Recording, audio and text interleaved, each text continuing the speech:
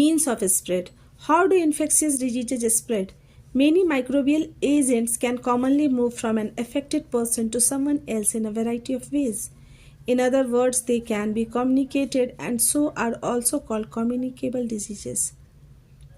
So, the infectious disease spread in a variety of ways. They can spread through the contaminated air, they can spread through contaminated water, they can spread through the vectors. So, we have different ways through which we get the pathogens inside our body and new infections get created by them. And we feel sick very easily.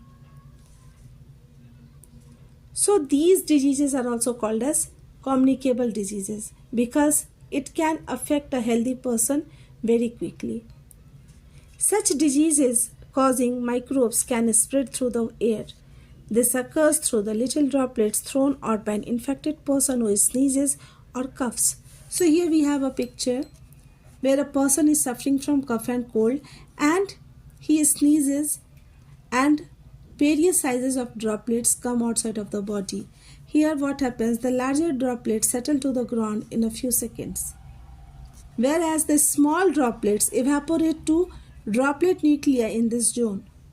So what is meant by droplets? Droplets are respiratory aerosols which are produced by coughing, sneezing, talking also, and these droplets evaporate to form droplet nuclei, and these droplet nuclei are the dried out droplets.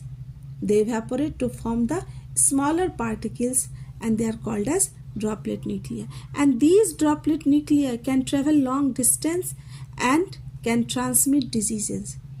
So we are told to live in a well ventilated house where moisture can't remain for a long time, so the pathogens will not remain in our home also.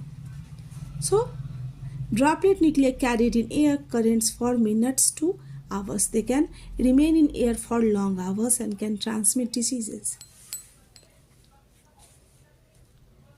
Someone standing close by can breathe in these droplets and the microbes get a chance to start a new infection. And such examples of diseases that are spread through air, contaminated air, are common cold, pneumonia, tuberculosis, measles. These are the diseases. We can say that these are the airborne diseases. We all have had the experience of sitting near someone suffering from a cold and catching it ourselves.